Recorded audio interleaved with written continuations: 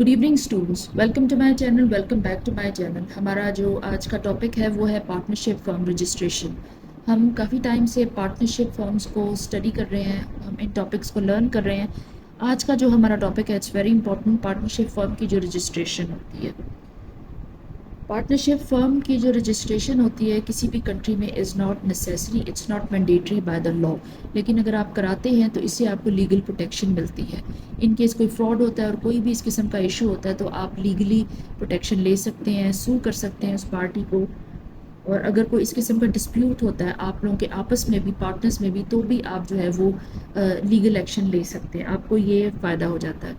Okay, हम lecture start कर रहे हैं कि हम किस किस प्रोसेस से, लाइक कौन कौन से स्टेप्स फॉलो करके आप जो है वो पार्टनरशिप फर्म को रजिस्टर करा सकते हैं। सबसे पहला पॉइंट ये होता है कि आपने पार्टनरशिप फर्म का एक नेम सिलेक्ट करना होता है।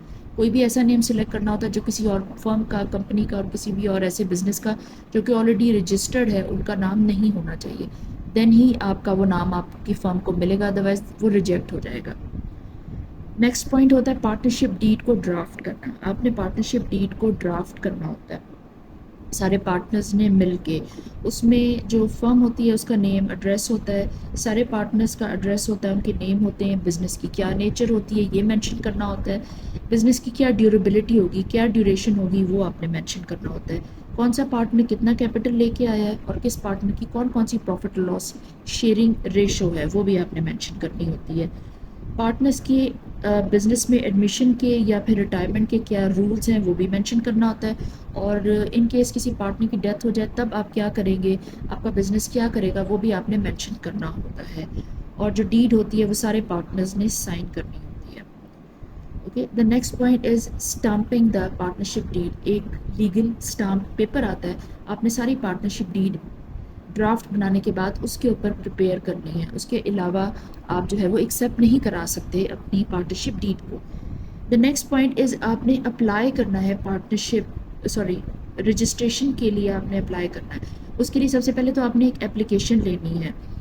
वो एप्लीकेशन जो है उसको आपने फिलअप करना है और सारे पार्टनर्स के उस पर साइन होने चाहिए। वो रजिस्ट्रेशन की एप्लीकेशन होती है। प्लस जो आपकी पार्टनरशिप डीड है, जो स्टाम्प्ड पार्टनरशिप डीड है, वो आपने साथ में अटैच करनी है। इसके अलावा आपने एक एफिडेविट प्रोवाइड करना है, ठीक है, वो भी आपने साथ में अटैच करना है।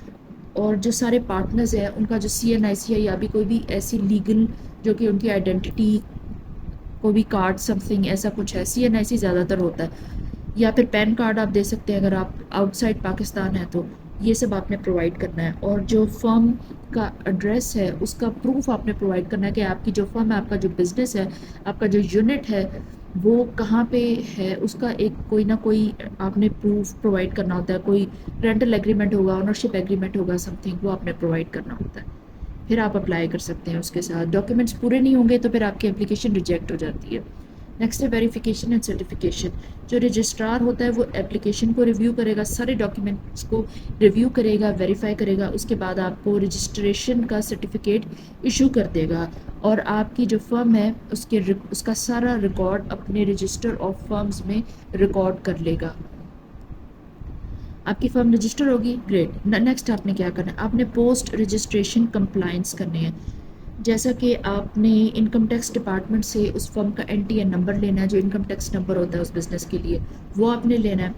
और उस बिज़नेस के नाम पे यानी पार्टनरशिप फर्म के नाम पे एक बैंक अकाउंट आपने ओपन करना है। नेक्स्ट आपने ये चीज़ करनी है कि जिस स्टेट में आप मौजूद है, जिस लोकल आप कह सकते हैं जो आपके ऊपर कंट्री बेस और जो स्टेट बेस जो रेगुलेशंस, जो लीगल रिक्वायरमेंट्स आपके बिज़नेस पे लगती हैं, आपने उन सबको कंप्लाई करना है। जैसे कि GST वगैरह हो गई, इस्टेब्लिशमेंट एक्ट वगैरह होते हैं, इस तरह के ये सब चीज़ें आपने ज़रूर कंप्लाई करनी है।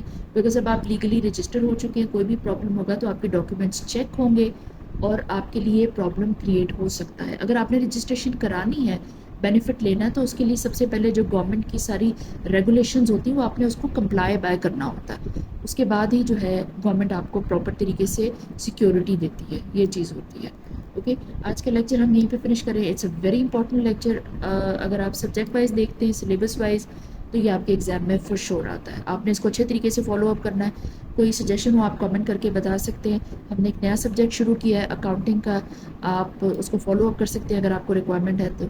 Thank you so much.